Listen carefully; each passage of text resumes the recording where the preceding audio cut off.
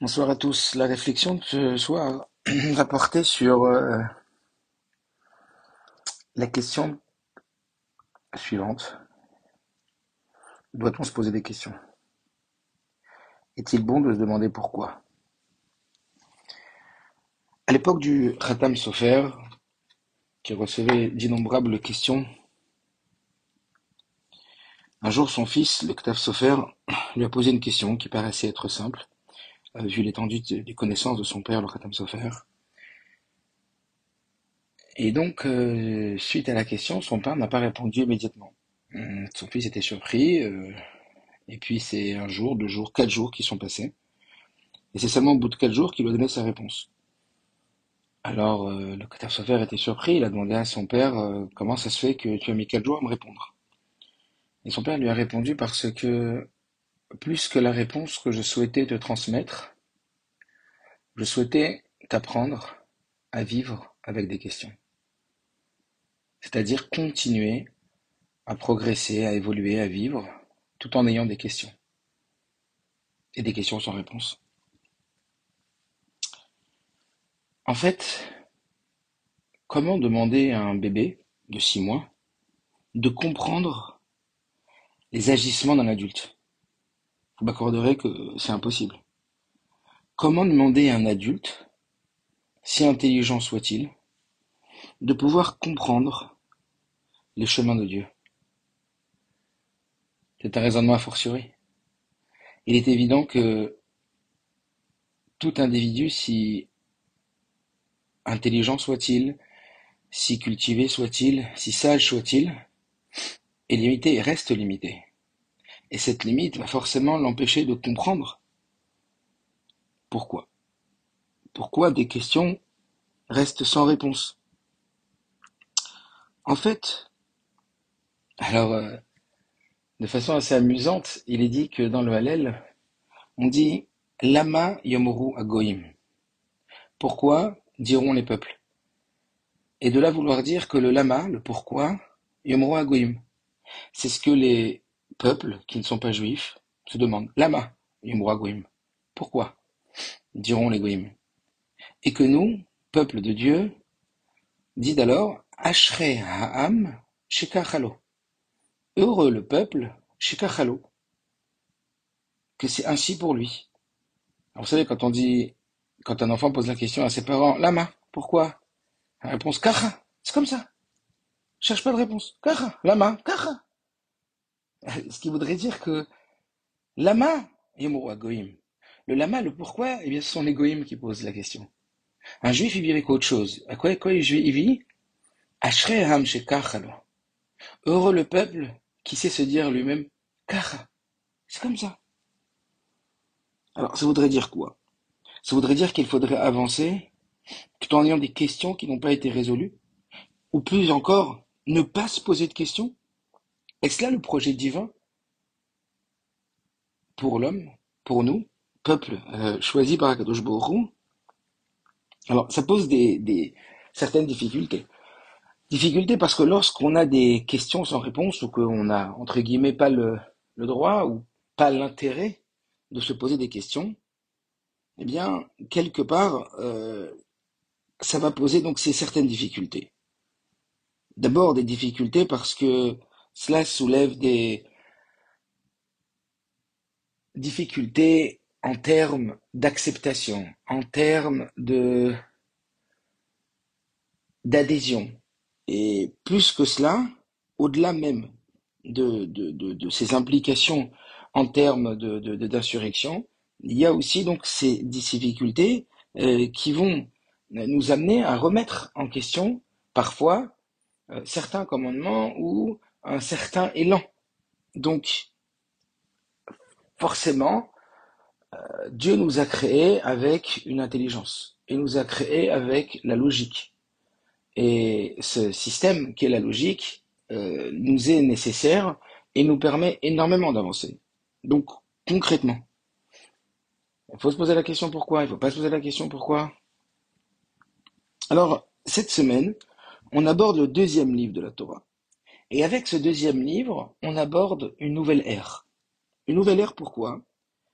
Parce que a priori, le premier Sefer de la Torah, le Sefer Bereshit, qui est aussi le Sefer Shtika, le Sefer du silence, le Sefer de la Emouna, le livre de la foi.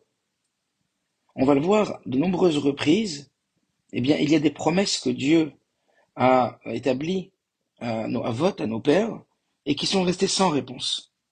Et pourtant, l'adhésion, l'accomplissement n'a pas été fragilisé. Et là, dès la première paracha du Sefer Shemot, un nouveau comportement, euh, celui de Moshe Rabbeinu, va nous surprendre, tout en sachant que la Torah est un livre qui est là pour Ora'a, pour nous dresser des enseignements, des directives précis. Alors voilà que, pour reprendre un petit peu l'histoire que vous connaissez tous certainement et toutes, eh bien, les Bnei Israël sont en Égypte, la servitude à l'Égypte est déjà assez marquée, et voilà que Dieu va choisir Moshe Rabbeinu, notre maître Moshe, pour préparer la Géoula, pour préparer la libération de l'Égypte, et au travers cette asservitude d'Égypte et la Géoula de l'Égypte, il y a derrière cela tout un mécanisme de préparation au don de la Torah. C'est-à-dire que on doit concevoir cette asservitude à l'Égypte et cette sortie d'Égypte comme une préparation à Matan Torah. Et celui qui va être donc au centre de cette libération, Moshe Rabbeinu, va avoir un comportement qui va être très différent de ses prédécesseurs, très différent des Avot. Donc Dieu va lui demander de libérer le peuple, il va aller voir Pharaon pour lui demander, et suite à cela, bien que ce soit Dieu qui lui ait donné cet ordre, eh bien se passe complètement le contraire de la libération, puisque Pharaon dit, ah bah très bien, si vous avez le temps de vous préoccuper des sujets qui ne sont pas d'ordre essentiel pour l'Égypte, eh bien, force est de dire que vous avez encore du temps, donc on va alourdir votre travail, et non seulement vous devrez produire, le peuple d'Israël, le même nombre de briques que vous produisiez auparavant, mais vous devrez de surcroît aller chercher le blé et ramasser ce blé, ce qui constituait une énorme difficulté pour les enfants d'Israël, et c'est donc à partir du moment où Moshe va enclencher le processus de la Géoula, en allant voir Pharaon, que la servitude de l'Égypte va s'alourdir énormément. Et c'est à ce moment-là où Moshe va alors demander à Kadosh Baruch Hu la première question qui est adressée dans la Torah à Kadosh Baruch Hu sur Dieu, Lama harota la amazé, l'amazé shalachthani. Pourquoi fais-tu du mal à ce peuple? Pourquoi m'as-tu donc envoyé? Alors on a vu auparavant des questions qui avaient été posées dans la Torah, mais pas sur Akadosh Baruch Hu. Des questions à propos des hommes, mais une question posée sur Akadosh Baruch Hu. Pourquoi? Pourquoi tu fais du mal à ce peuple? Pourquoi tu m'as envoyé si c'est ça?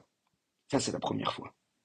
Et puis, c'est une question qui n'est pas abordée par le moindre des sages de la Torah, puisque c'est Moshe Rabbeinu, celui qui va nous donner la Torah, celui qui va sortir les enfants d'Égypte. Donc c'est vraiment assez incroyable. D'autant que, on va le voir, ça ne va pas remettre en question le choix d'Akadosh Baruch Hu sur celui qui va être le libérateur d'Israël et celui qui va donc transmettre la Torah. Cela signifierait donc que son acte, eh bien, ne serait pas si mauvais que ça, ou en tout cas sa question aurait une forme de légitimité ou d'acceptation de la part d'Akadosh Baruch Hu.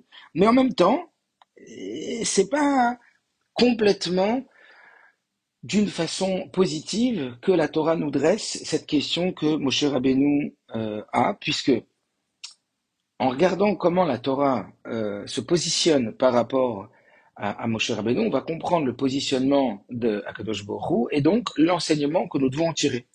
À ce propos, donc quand Moshe Rabbeinu demande donc Lama Avota Lamazé, Dieu dit à propos de Moshe Rabbeinu, et ça c'est selon Rashi, Arertal Midotai, tu as commencé à avoir des soupçons sur mes agissements. Tu n'es pas comme Abraham et tu n'es pas comme Yitzhak. Pourquoi?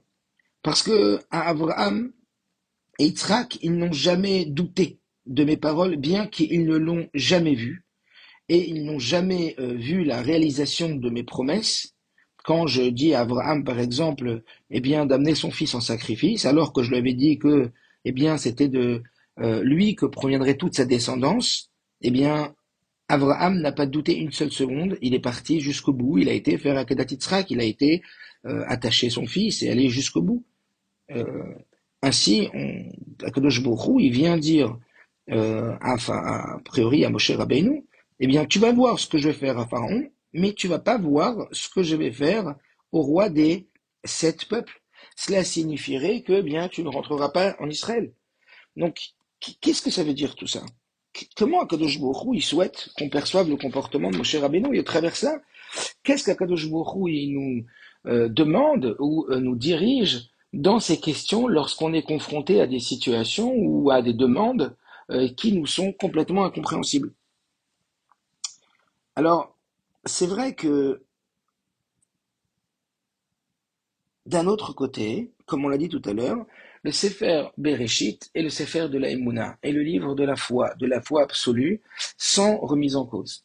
Alors que là, dans le Sefer Shemot, eh bien, ça va être des questionnements, ou une question déjà qui est très forte.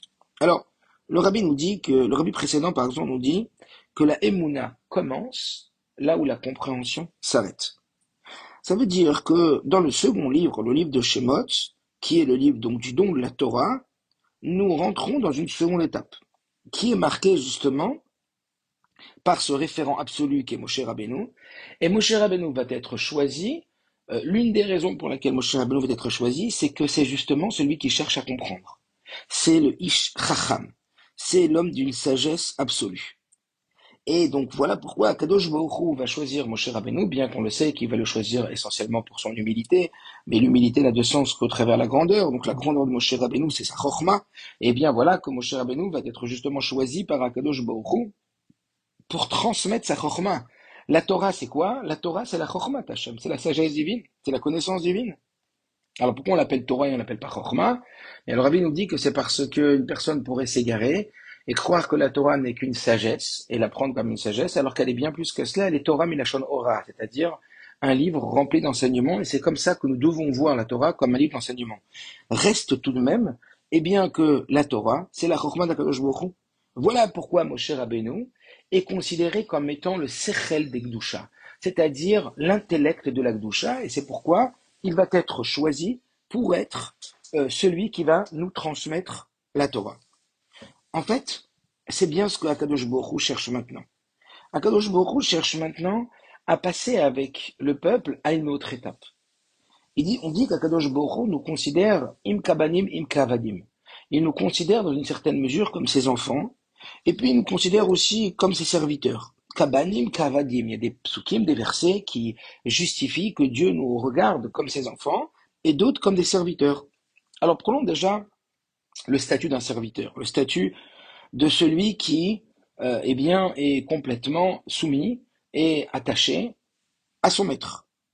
Le serviteur a foi dans son maître, pas de questions, pas de manque de confiance. Je comprendrai plus tard, ou peut-être que je comprendrai jamais. Mais l'essentiel n'est pas de comprendre. L'essentiel, c'est d'agir.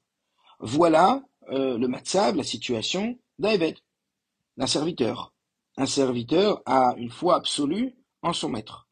Et en réalité, est-ce que l'essentiel, c'est de comprendre? Ou l'essentiel, c'est de pouvoir réaliser, agir? Je vous pose la question. Combien sont les individus aujourd'hui qui comprennent comment fonctionne l'électricité? Et pourtant, ça ne les empêche pas, et j'en fais partie, de profiter de l'électricité. Combien de personnes savent précisément comment fonctionne un téléphone? Et pourtant, on est tous avec le téléphone.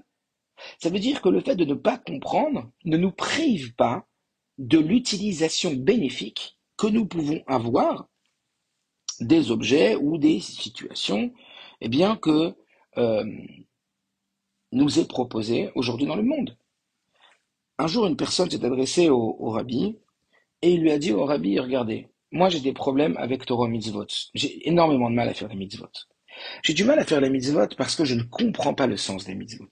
Il y a énormément de mitzvot qui m'échappent complètement. Il y a certaines mitzvot, effectivement, qu'on appelle des mishpatim, qui sont compréhensibles par l'intellect humain.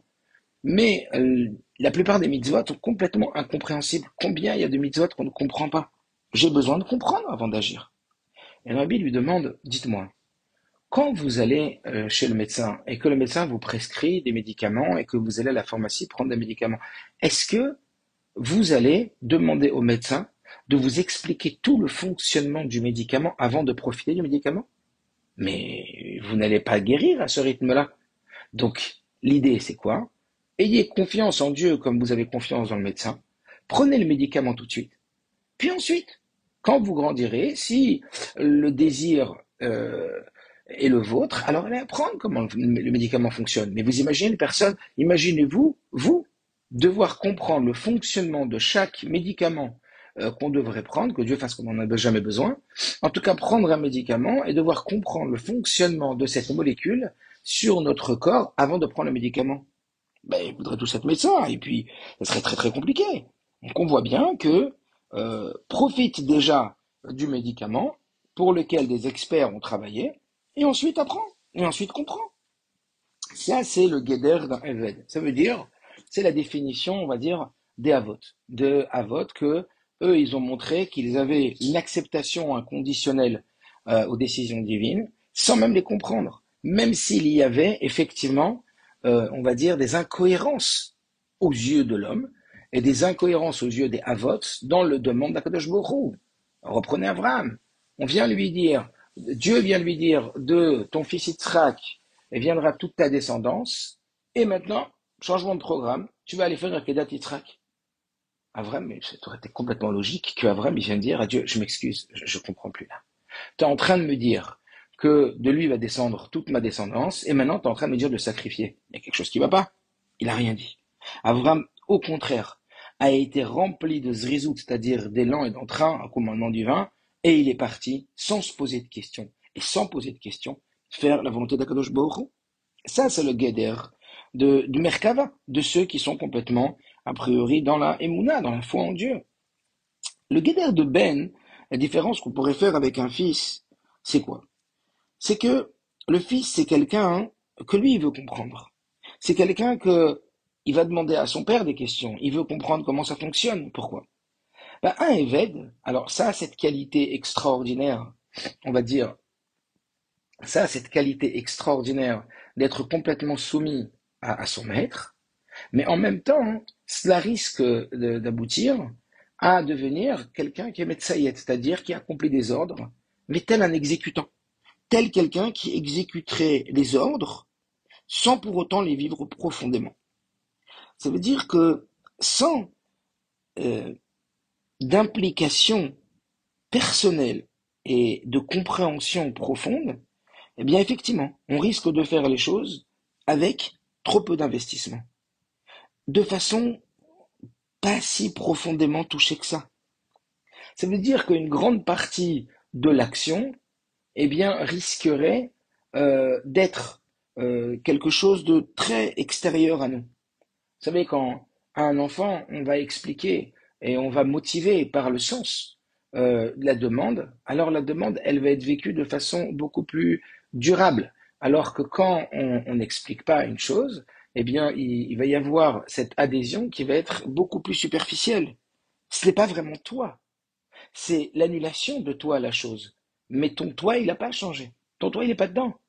Vous voyez bien, quand un professeur il impose à un élève un certain comportement ou une certaine chose à faire et qu'il ne le comprend pas, eh bien, il n'y aura pas d'adhésion et d'investissement profond. C'est un peu ce qu'on dit lorsqu'on dit que, eh bien, rajouter de la motivation, c'est éclairer motivation, motif, action. Vous le savez, on dit souvent, c'est rajouter du motif à l'action, c'est-à-dire que l'action prenne sens et faire sens. Et lorsque l'action, elle fait sens, vous voyez que notre adhésion est beaucoup plus réelle et beaucoup plus intègre, beaucoup plus profonde. Je vous le dis, prenez un livre, étudiez 15-20 minutes le sujet, par exemple, du Kaddish, bien, avec des histoires sur le Kaddish, avec ce que la Gemara dit, ce que le Zohar dit, ce que la Torah elle explique sur le Kaddish, amenez de la compréhension, vous allez voir que vous ne répondrez plus jamais de votre vie Kaddish pareil. Et ça, et c'est pas vrai seulement pour le Kaddish, mais c'est vrai pour toutes les mitzvot.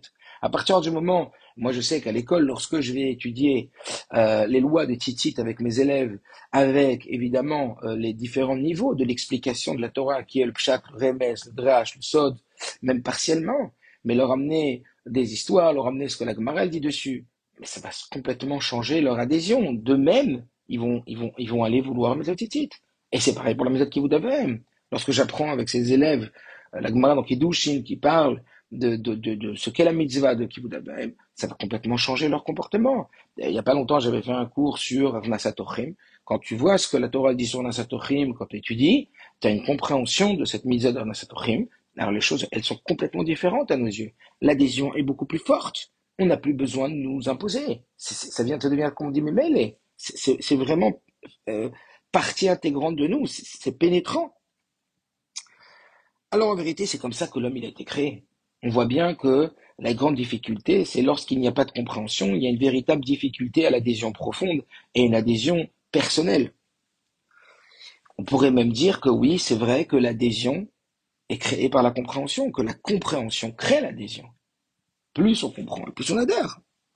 Et c'est donc ce livre, le livre de Shemot, celui qui est donc le livre deuxième, qui est celui du don de la Torah, puisque la Torah est là pour nous faire comprendre les choses, et qui est donc la première partie, les parachutes qui précèdent la paracha d'Yitro, où on va recevoir la Torah, est en réalité une préparation au don de la Torah, qui vient nous apporter l'idée de devoir comprendre les choses, de devoir adhérer par notre compréhension, et cela est effectivement nécessaire et fondamental pour que notre adhésion soit totale et profonde. Reste quand même qu'il y a un danger. C'est quoi le danger? Vous l'avez compris. Le danger, c'est que, eh bien, cette adhésion devienne une condition, cette compréhension, pardon, devienne une condition à cette adhésion inconditionnelle. Et c'est cela qu'on va voir. Donc, d'abord, on va essayer de comprendre qu'est-ce qui s'est passé chez Moshe Rabbeinu.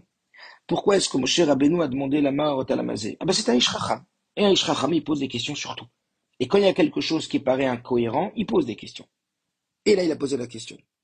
Alors, c'est vrai qu'il y a une histoire comme ça d'un Rav qui s'appelait Rav Goldman, qui était en Russie, en prison. Et c'était terrible. Des souffrances qui sont difficiles à imaginer.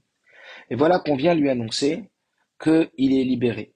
Et il est très content. Arrive le jour de la libération, il est avec un autre prisonnier de la cellule qui va aussi être libéré, qui est juif aussi, et qui n'est pas très pratiquant.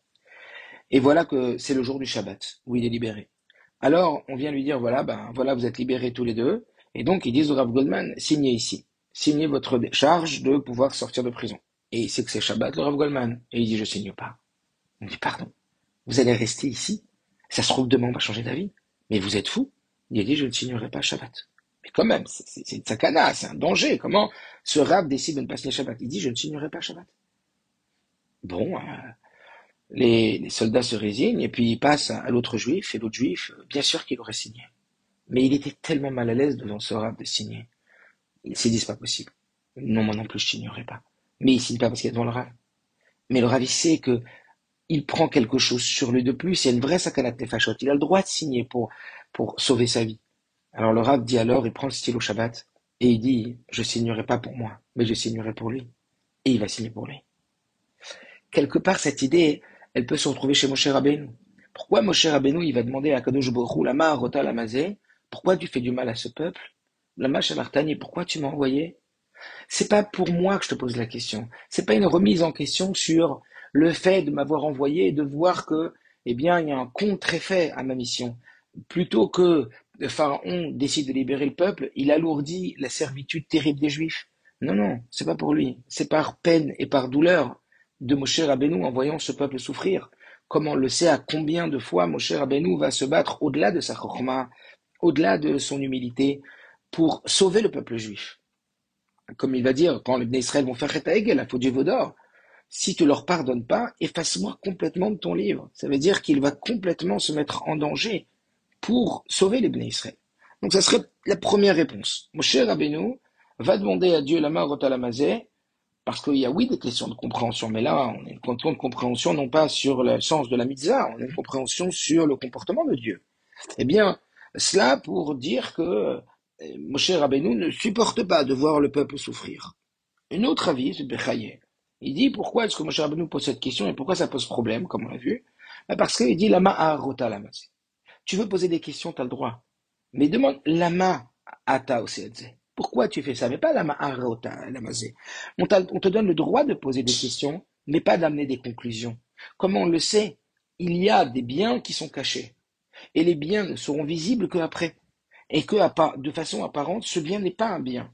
Eh bien, le Bechaï nous dit, la difficulté, ça a été que Moshe Rabbeinu, il est venu dire, Lama Haraota, pourquoi tu fais du mal? Il aurait simplement dû dire, eh bien, pourquoi tu fais cette chose-là? C'est-à-dire que on aurait le droit de poser des questions. Pourquoi? À condition de ne pas remettre en question le comportement de Dieu, que comme on l'a dit au début, il n'est pas compréhensible. Il est très très difficilement compréhensible pour un Ish Mugbal, pour un homme limité, de pouvoir justement appréhender le divin et réussir à pouvoir comprendre les agissements d'Akadosh Baruch Hu. Sa grandeur au travers le temps, au travers lui-même, fait que nous ne sommes pas du tout en mesure de comprendre tout ce que Dieu fait. Alors un troisième, on va dire, vision qu'on pourrait avoir de la question de Moshe Rabbeinu, ça serait de se dire, il y a quand même différents types de questions, ou plutôt différentes raisons qui nous poussent à poser des questions. Il y a déjà des questions qui sont l'expression euh, d'une colère, l'expression d'une personne qui s'insurge contre un fait. Et pourquoi ça m'arrive? Et pourquoi j'ai ça? Et pourquoi? Et dans ce cas-là, ça pourrait même ressembler comme à une kfira, à une rébellion contre Akadosh Baruch Hu. Keilou, je suis pas d'accord, je refuse, c'est non. Donc ça serait comme voilà un refus d'acceptation de la situation. Il y aurait une deuxième version de la question pourquoi, tout simplement pour comprendre, parce que je sais que quand je comprends une chose, j'y adhère, comme on l'a dit depuis tout à l'heure, beaucoup plus profondément, et c'est véritablement mon adhésion qui va germer au travers cette question. Donc ça serait le pourquoi pour comprendre. Et puis il y aurait une autre sorte de pourquoi. Enfin, il y en aura encore plein, mais là on aborde trois comme ça. Eh bien, il y aurait aussi le pourquoi de se dire le cri du cœur, comme un pourquoi dans le sens mais change les choses. Un cri du cœur, un élan du cœur, comme on va le voir à Dmataï. Mais pourquoi? Pourquoi on est encore en galoute maintenant? Alors en fait, au travers de tout cela, on en arrive à l'idée que oui, Akadosh Baruch Hu, il veut qu'on se pose des questions. Oui, Akadosh Baruch Hu cherche qu'on soit non seulement des avanim, mais qu'on soit des banim. Il veut que l'adhésion, elle vienne aussi de nous. Seulement, cette dimension de la question, cette dimension de la réflexion, vous comprenez bien qu'elle a ses limites. Vous comprenez bien qu'elle est dangereuse. Bien que nécessaire, elle est dangereuse. Donc il va falloir qu'Akadosh Baruch Hu nous cadre précisément le bénéfice, comprenez bien, de l'utilisation que nous devons avoir de nos questions, afin qu'elles puissent nous rapprocher de Dieu, et non pas au contraire nous en éloigner, chas v'shalom. Que le Yetzer Hara ne vienne pas se servir des incompréhensions que l'on aurait pour nous faire échouer dans notre mission, pour nous éloigner de Dieu. Puisque j'ai des questions, alors je n'adhère plus. Puisque je ne comprends pas, je remets en question que Dieu préserve son existence, sa légitimité. Je remets en question mon adhésion à Dieu, que Dieu préserve. Donc, il est certain qu'il faut se poser des questions. Mais cette question, encore une fois, elle doit être bénéfique dans notre relation à Dieu.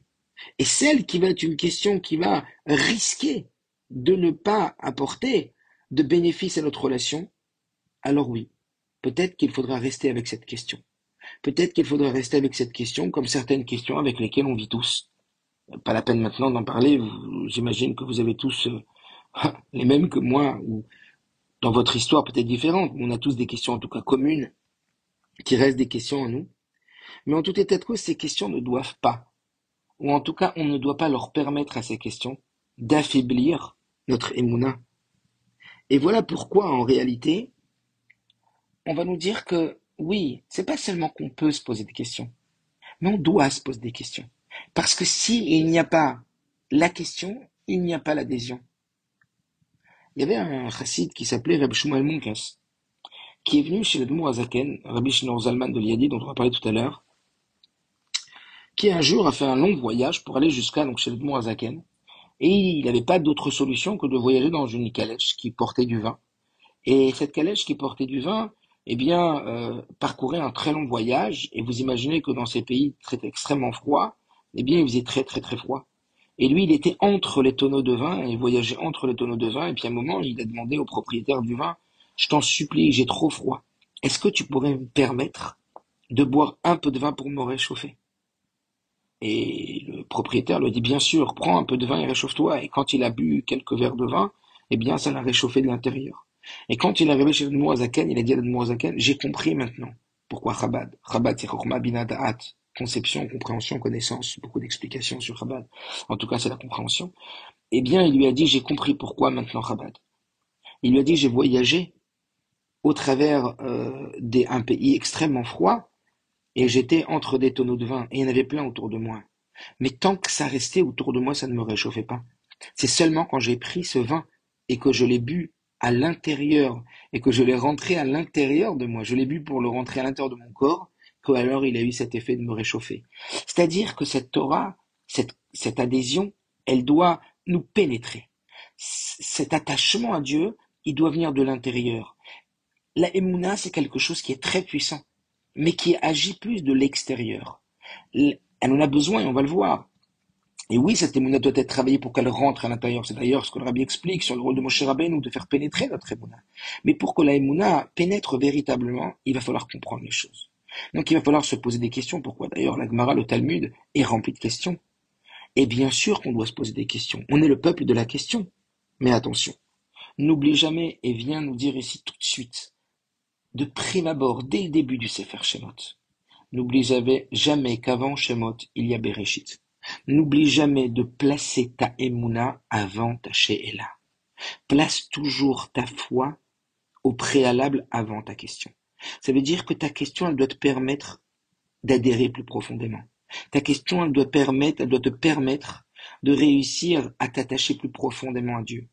Mais jamais de remettre en question ta Emouna. Voilà pourquoi, dès qu'on nous parle dans le Sefer Shemot de Moshe Rabbeinu, Ish Chacham, qui va nous donner la Torah, eh bien, Dieu vient nous dresser ce cadre et cette limite de la question, qui va nous dire, attention, bien sûr, pose des questions, mais ta foi ne doit jamais être remise en question par la question. C'est toujours la Emouna qui doit prendre le dessus. C'est-à-dire que lorsqu'on va se retrouver dans une situation où on se pose des questions, eh bien, à ce moment-là, on doit réhabiliter à l'intérieur de nous cette conscience de la nécessité d'une confiance et d'une foi absolue en Dieu, même si parfois cela reste incompréhensible. On doit vivre comme le Khatam Sofer a dit à son fils l'Octave Sofer, on doit apprendre à vivre avec des questions. Il y a peu de temps de cela, un jeune enfant très très touchant, qui était le fils d'un shliach, qui est niftar il y a peu de temps, qui a quitté ce monde il y a peu de temps. Et cet enfant, c'est lui qui, en Allemagne, qui a pris un peu le relais de son papa avec sa maman. Et c'était très très dur, il y avait une vidéo très très dure. Et cet enfant, il a dit un mot très fort qui m'a en tout cas beaucoup touché. Il a dit She'elot yeshli, aval sfekot ani. Des questions j'en ai, mais des doutes je n'en ai pas. J'ai trouvé ça énorme. Ce gosse doit avoir 13 ans, 14 ans. She'elot yeshli, aval sfekot ani. C'est-à-dire que des questions, bien sûr qu'on peut en avoir. Et il y a toutes sortes de questions. Et des questions qui vont nous faire avancer, mais attention. La question a sa limite. La question du pourquoi a sa limite. Celle qui ne va pas remettre en question la conviction de notre attachement à Dieu, de notre émouna en Akadosh Baruch Hu. Et je sais que c'est pas du tout évident. Et je sais que c'est un travail qui est énorme. Mais c'est un petit peu comme si on venait nous dresser les limites et les mesures de la émouna et de la she'ela, de la émouna et de la yédia, de la foi et de la compréhension. Vous comprenez? C'est-à-dire, attention, attention, dans chaque situation qui nous arrive, et dans chaque événement, eh bien oui, on ne doit pas attendre de comprendre pour agir.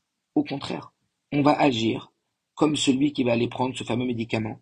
On va d'abord agir comme Bereshit, on va d'abord agir comme les Havot, et c'est seulement après qu'on va agir comme dans Shemot, comprendre. C'est-à-dire que il n'y ait pas de manque de Emouna. Alors, encore une fois, pour résumer, on pourrait dire, est-ce qu'il faut se poser des questions? Oui. Oui, réponse oui. Il faut se poser des questions. Et c'est pas seulement qu'on peut, mais qu'on doit se poser des questions, puisqu'on voit bien que c'est la question qui va créer l'adhésion la plus profonde. Donc oui, on doit se poser des questions. Petit 2, mais attention, n'oublie jamais, la question, c'est toujours en second. La question, elle passe toujours après. Asev et Nishma. D'abord la Emouna, l'acceptation inconditionnelle que représentent les Havot, et c'est d'ailleurs pour ça qu'on place d'abord, avant le don de la Torah, tout le principe des Havot. Les Havot, ils viennent comme le socle premier de notre relation à Dieu, qui est intouchable. Emouna.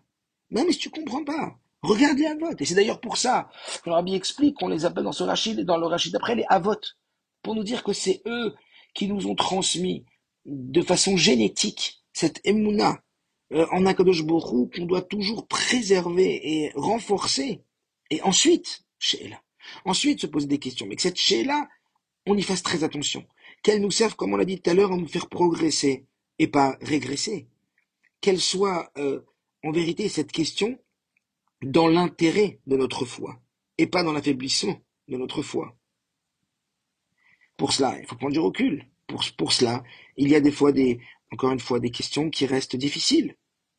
Et enfin, une troisième façon de voir cette question, c'est que, comme le Rabbi dit en Tafshimem Gimel dans une Idvadou, dans un Fabringen, il dit attention, la Maharota Lamazé, ce n'est pas un manque d'émouna de Moshe Rabbeinu. Moshe Rabbeinu, il n'a pas manqué d'émouna, mais c'est comme on l'a dit tout à l'heure, un cri du cœur. C'est la Maharota Lamazé, je t'en supplie, Akadosh Baruch Hu. Et le Rabbi nous dit que c'est en réalité un message de Dieu et un enseignement de Dieu. Que nous aussi, on doit se poser la question. Lama Galut Azot. Le Rabbi, rappelez-vous quoi, Nissan, il dit que si Mashiach n'est toujours pas là, c'est parce qu'on ne dit pas assez et on ne crie pas assez avec sincérité. Be'emet, Be'emet, vraiment. Ad matai, jusqu'à quand? Et le Rabbi nous dit, eh bien, que ce cri de Lama Rota Lamazé, pourquoi tu continues à faire souffrir de ce peuple dans la galoute, avec tout ce qu'on voit aujourd'hui? Pourquoi, Dieu, tu fais souffrir ce peuple dans la galoute? Ce n'est pas une question qui aboutit à une rébellion. Ce n'est pas une question qui a comme objectif d'affaiblir notre foi en Dieu et notre adhésion à Dieu. Mais c'est une question qui a comme objectif de montrer à Dieu que nous voulons sortir de cette galoute. Que, encore une fois, si le Rabbi nous dit quoi, Nissan, de crier de tout son cœur Admatai, et de le vouloir vraiment, comme le Rabbi dit, le problème c'est que vous criez Admatai mipnei atzivui. Vous criez Admatai parce qu'on vous le demande. Et vous êtes des exécutants. Quand un exécutant, il crie du cœur, jusqu'à quand? Ça n'a rien à voir avec quelqu'un qui est pénétré par sa propre question, et ça veut dire sa propre demande profonde, qui en vérité intervient dans ce cri qui vient d'Akadosh Borou, comme on nous dit qu'Akadosh Borou, c'est Dafka pour ça, il a entendu la tzaka des Bnei Israël lorsqu'ils étaient en Égypte. Donc oui, à ce cri, lorsque ce cri, il a comme objectif de demander à Akadosh Borou de tout son cœur dans une dimension d'éveil et d'être véritablement touché de l'intérieur pour demander plus les choses. Alors c'est comme ça qu'on va un petit peu, on va dire, générer cette réflexion autour de la question du pourquoi. Bien sûr que plus on va avoir de réponses et plus on va avoir d'adhésion. Le Rabbi Reyes nous dit, comme on l'a dit tout à l'heure, mais là je vais un peu plus développer, il nous dit que la compréhension s'arrête là où la Emouna commence. Ça veut dire que lorsque l'on fait une chose par compréhension, eh bien on n'a pas besoin d'Emouna, ou en tout cas on a moins besoin d'Emouna. C'est-à-dire que j'ai besoin d'Emouna quand je ne comprends pas. Quand est-ce que vous avez besoin d'avoir confiance en quelqu'un? Quand vous ne comprenez pas le sens de sa demande. À partir du moment où cette personne vous explique le sens ou que vous comprenez le sens de sa demande, vous n'avez plus besoin de confiance en cette personne. Vous le faites parce que vous avez compris. Le Rabbi Reyetz nous dit en réalité le but, écoutez bien, c'est de réussir jour après jour à ne plus faire la chose par émouna, mais par compréhension. Ne plus faire la chose par foi, mais par compréhension. Et pourquoi? Non pas pour réduire notre émouna, mais bien au contraire, pour pousser notre émouna un peu plus loin. C'est-à-dire que ce que je faisais hier par émouna, aujourd'hui je le fais par compréhension. Et cette compréhension me permet d'aller encore plus loin dans ma émouna. C'est comme s'il y avait deux jauges l'une au-dessus de l'autre. À partir du moment où la compréhension, elle augmente, eh bien la émouna augmente aussi. Parce que la compréhension est là pour pousser plus haut la Emouna. Vous savez, une personne qui est, on va dire, un chercheur, un scientifique, et qui a une Emouna en Dieu et qui a une foi en Dieu, eh bien, que pensez-vous? Sa connaissance dessert sa Emouna ou sa connaissance sert sa Emouna? Bien sûr. Bien sûr que sa Emouna, sa compréhension, sa connaissance et toutes ces réponses qu'il connaît, eh bien, va lui permettre de hisser sa Emouna encore beaucoup plus haut, parce qu'il va déjà attribuer à Dieu tout ce qu'il a compris et tout ce qu'il connaît. Et donc, il va attribuer à Dieu une grandeur beaucoup plus importante. Et alors, il va être capable d'aller encore beaucoup plus loin. C'est là le sens de la Emouna, de la Emouna, et qui vient après la compréhension. Donc oui, il a besoin d'une Emouna qui vient avant la compréhension. Et c'est bien ça le Inyan de Igdimuna Sevenishma.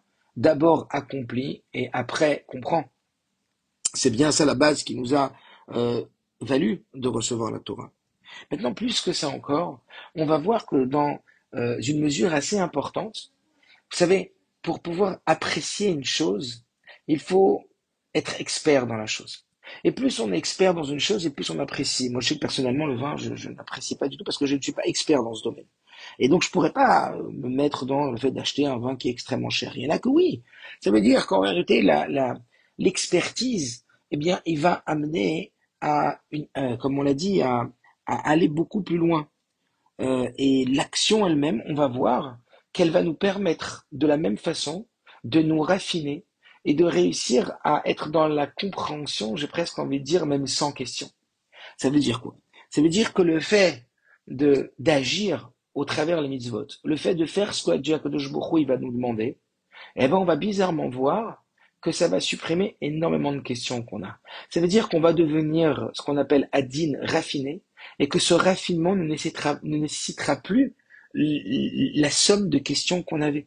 C'est grâce à ce raffinement qu'on va atteindre un niveau où justement il n'y aura plus de questions. Alors après on aura peut-être des questions encore plus hautes, mais en tout cas, si vous voulez, le naasé, l'action est aussi au service du nishma. Dans ce sens, quand on dit naasé venishma, c'est pas seulement, comme on l'a dit jusqu'à maintenant, que l'action doit précéder la compréhension et que l'action elle doit être inconditionnelle, un petit peu comme cette émouna qui vient en amont de la compréhension, mais il doit y avoir compréhension. On nous dit bien igdimu naasé venishma. Ça veut dire introduire l'action à la compréhension. Donc on parle aussi de compréhension, on ne nous dit pas juste naasé, on ne nous dit pas juste d'exécuter, parce que sinon, encore une fois, on resterait en dehors. Notre nous véritable il resterait en dehors de cette action. On le ferait parce qu'on nous ordonne. Comme on sait quand il y avait cette histoire d'un papa qui a dit à son enfant, hein, assis-toi. Et l'enfant, il voulait pas s'asseoir. Et le père, il lui a dit, je te dis de t'asseoir. Alors l'enfant, il s'est assis. Et il a dit à son père, mon corps, il est assis. Et ma tête, elle est debout. Est-ce que vous comprenez? Le but, c'est que la tête et que le corps, ils soient assis. Donc ça veut dire que ça, c'est la deuxième étape. L'étape du nishma. Mais ce qu'on vient de dire maintenant, en plus, c'est que le naaseh, il va servir au nishma. Que l'action de faire Torah mitzvot va nous raffiner pour que la compréhension vienne d'elle-même, sans même qu'il y ait des questions. Il y a cette histoire de ce jeune homme qui était pas du tout dans l'étude de la Torah. C'était un peu comme ça, un hippie. Et puis il passe devant le rabbi et il demande des questions très très profondes au rabbi sur la compréhension de Dieu, et qu'il avait énormément de questions sur le monde, sur la divinité, etc., etc. Et cetera. Et le rabbi lui a dit, écoute, je suis prêt à te donner énormément de temps. Mais là, je peux pas maintenant parce qu'il y a beaucoup de gens qui attendent. Alors demande à mon secrétaire de te donner un rendez-vous en fin de rendez-vous à 3 heures du matin, donc lui recevait toute la nuit. Et là, je répondrai à toutes tes questions. Et là, ce jeune homme-là, il a été très impressionné par le volontarisme du rabbi, à vouloir lui répondre à toutes ces questions. Il a été très ému et il a beaucoup remercié. Et le rabbi lui a dit, est-ce que moi, je peux à mon tour de te demander une faveur? Alors, le jeune homme, il était ouvert, il a dit oui, bien sûr. Alors, il lui a dit, s'il te plaît, maintenant, tu vas rester là pendant 2 semaines, 3 semaines. Tu vas rester là jusqu'au rendez-vous. Et après le rendez-vous, et après ces 3 semaines où tu vas rester ici et tu vas étudier, tu viendras me poser des questions. Et voilà que ce jeune homme accepte. Et au bout de 3 semaines, donc le rabbi le voit, je ne sais pas exactement où, et il lui dit, eh bien maintenant c'est venu le temps de me poser des questions. Et là, c'est là que le jeune homme me dit, mais j'ai plus de questions. Ça veut dire qu'en vérité, il s'était raffiné, il avait introduit la connaissance, et maintenant les questions qu'il avait, il s'est rendu compte que c'était même plus des questions. Alors il y en a tellement des histoires comme ça avec cette histoire de ce jeune homme qui, Alderer, dans le même sens, qui a écrit au rabbi et qui a dit au rabbi, mais qui a créé Dieu? Et le rabbi lui a répondu tout de suite, c'est une très très bonne question que tu poses. Très bonne question de se poser la question qui a créé Dieu. Alors d'abord, ce que je te demande, c'est de mettre en pratique les mitzvot. Réalise les mitzvot. Étudie et demande à tes maîtres. Et au fur et à mesure, et ce qui s'est passé, et l'enfant a raconté, eh ben, c'est que les questions, elles ont peu à peu disparu. C'est-à-dire que quand on est raffiné, quand on a rempli notre être de Torah, eh bien, certaines des questions, on peut dire toutes, mais certaines des questions, une grande partie, ben, vont disparaître. Le summum du raffinement, c'est cette histoire du Baal Shem Tov, de l'Admour Azaken, je crois, pardon, qui s'est retrouvé un jour dans une ville où il y avait des sommités en Torah qui avaient énormément de soupçons quant à la grandeur du Admorazaken. Et donc, ils ont commencé à préparer des sommes astronomiques de questions hyper pointues dans la Gemara, dans les commentateurs de la Gemara, à savoir, est-ce que l'Admorazaken était véritablement à la hauteur de ce qu'on disait de lui, ou alors simplement, eh bien, c'était une personne qui était ce qu'on appelle un amaret, c'est-à-dire qui ne connaissait pas la Torah.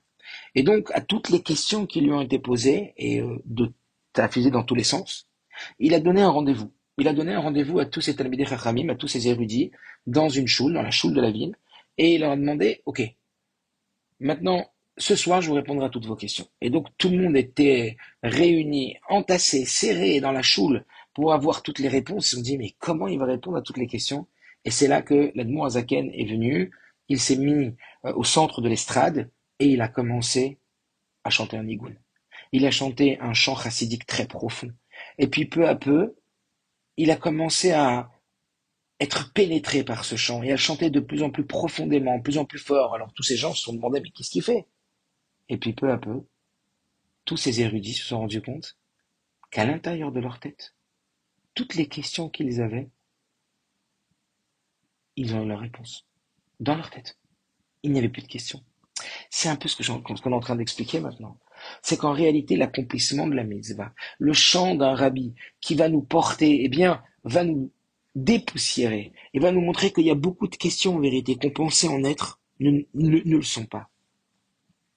Alors, dans ce même ordre d'idées, on est bientôt le jour de la Iloula du Admour Azaken, le 24 Tevet, et on nous dit que ce même principe qu'on a abordé ce soir, on va dire de bien définir la place de la Emouna et la place de la Sheila, la nécessité de la Emouna en introduction, la nécessité de la Sheila avec ses limites, mais qui est aussi nécessaire pour qu'il y ait cette adhésion profonde, comme on l'a bien compris, il faut que le vin y pénètre, pour que ça nous donne chaud, pour qu'on le vive véritablement. Alors, on retrouve cette même idée entre le Baal Shem Tov et l'Admour Azaken.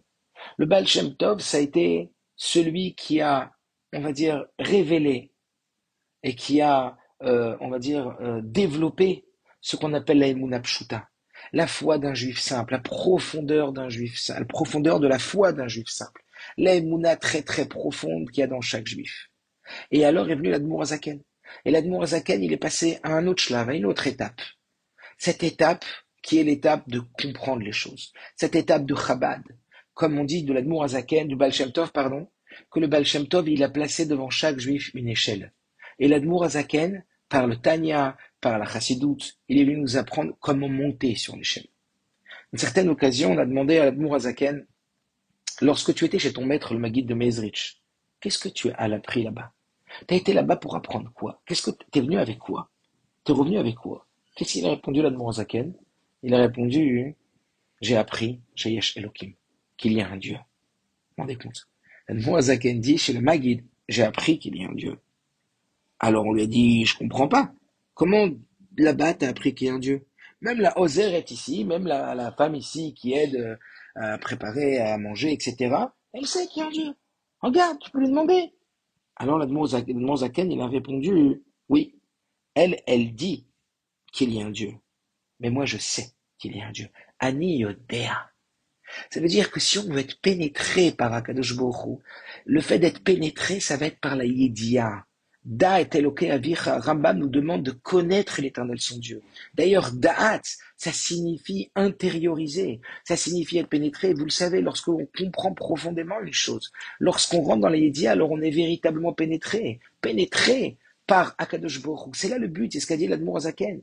Tout le but du Tanya, le but de la Chassidoute, c'est de nous pénétrer par une croyance, non plus une croyance de le dire, mais une croyance de le savoir, de le vivre. Je sais maintenant que Dieu existe. Alors que, merci Hachem, on puisse, à l'image de ce jeune enfant qui était très très marquant, après avoir vécu ces grandes difficultés, il a dit, je ne laisserai pas mes questions affaiblir ma relation à Dieu, je ne laisserai pas mais tout ce qui est resté sans réponse m'affaiblir dans ma relation à Dieu, bien au contraire.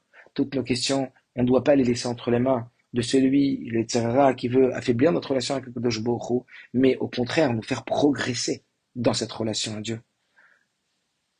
Ce qu'il a dit, rappelez-vous, il a dit, She'ela yeshli, aval sfekot enni. Des questions, j'en ai, mais des doutes, j'en ai pas. Alors que Mirza Hashem, chacun d'entre nous puisse avoir que des questions de compréhension de Torah pour que son adhésion soit encore plus forte.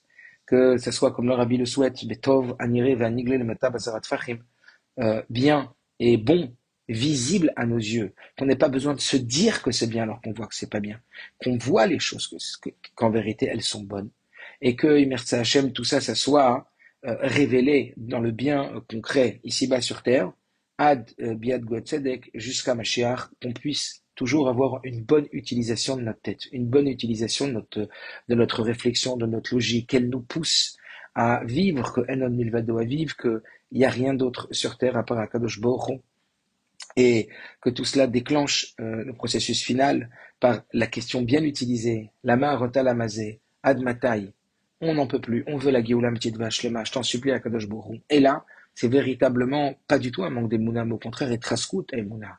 On est convaincu qu'Akadosh Baruch Hu nous écoute. On est convaincu que notre Sheila peut y changer quelque chose. On est convaincu que chaque acte, que chaque mitzvah, que chaque petite action que l'on réalise a véritablement son pesant d'or, son poids, comme le Rambam dit, qu'un juif il doit considérer en permanence que la balance, elle est véritablement 50-50. Et il suffit qu'il y ait un seul acte pour faire pencher la balance du bon côté, que ce soit dans la dimension personnelle ou dans la dimension générale du peuple d'Israël et du monde entier, et que Mirza Hashem, nos bonnes décisions et nos bonnes actions et nos bonnes pensées et nos bonnes questions, elles puissent amener concrètement Biat Mashiach Tzidkenu, Tokef Mamash.